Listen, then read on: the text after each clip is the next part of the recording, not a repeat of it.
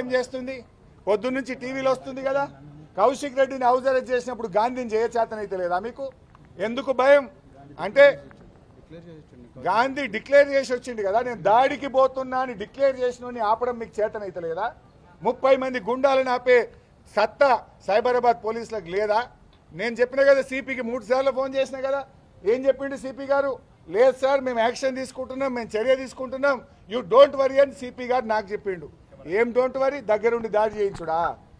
మేము చర్యలు తీసుకుంటున్నామంటే మా ఎమ్మెల్యే ఇంటి మీద గుండాలను తొలిచి దాడి చేయించడమే మీరు తీసుకున్న చర్యలా? అంటే సిపి గారు తీసుకున్న చర్యలు మా మీద దాడి చేయించడమా, దాడిని ఆపడమా? లైవ్ టెలికాస్ట్ ఇచ్చింది కదా మీడియా. ఆయన ఇంట్లోకి వెళ్ళినప్పటి నుంచి పొద్దున్న 7:30కి ఇంటర్వ్యూ ఇచ్చినప్పటి నుంచి టీవీలలో లైవ్ వస్తున్నది. 8 కిలోమీటర్లు, 7 కిలోమీటర్లు, 6 కిలోమీటర్లు ఇక చేరుకుంటున్నాడు, గేట్ కాడికి వచ్చిండు అని టీవీలలో లైవ్ వస్తుంటే పోలీసు వాళ్ళు నిద్రపోతుండ్రా? ఎస్కాట్లు ఇచ్చి తోలిస్తారు. ఎంబడి ఇంకా అడిషనల్ డీసీపీని ఆయన పక్కన పెట్టి తోలుకొచ్చారు.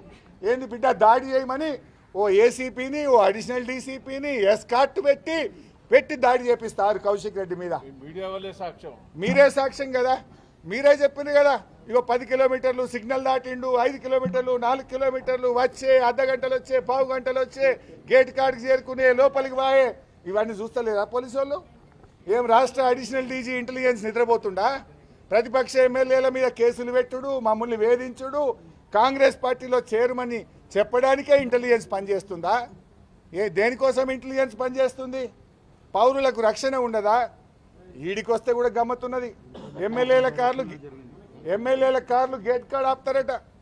మమ్మల్ని ఆడికెళ్ళి నడుస్తాం, మాకేం అభ్యంతరం లేదు అంటే ఇదంతా ముఖ్యమంత్రి డైరెక్షన్లో జరిగింది, రేవంత్ రెడ్డి డైరెక్షన్లో జరిగింది. పాపం పోలీసులు ఏం చేస్తారు? ఇవాళ వాళ్ళు అబాస్ పాలైపోతున్నారు. సైబరాబాద్ పోలీసులు అంటే ఒక ఇమేజ్ ఉండే ఈ దేశంలో, దానికి గౌరవం పోయింది. ఇవాళ సైబరాబాద్ పోలీసుల మీద నమ్మకం పోయింది. ఈరోజు ఇదంతా రేవంత్ రెడ్డి ఈ రాష్ట్రాన్ని భ్రష్టు పట్టిస్తూ ఉన్నాడు. ఈ రాష్ట్రానికి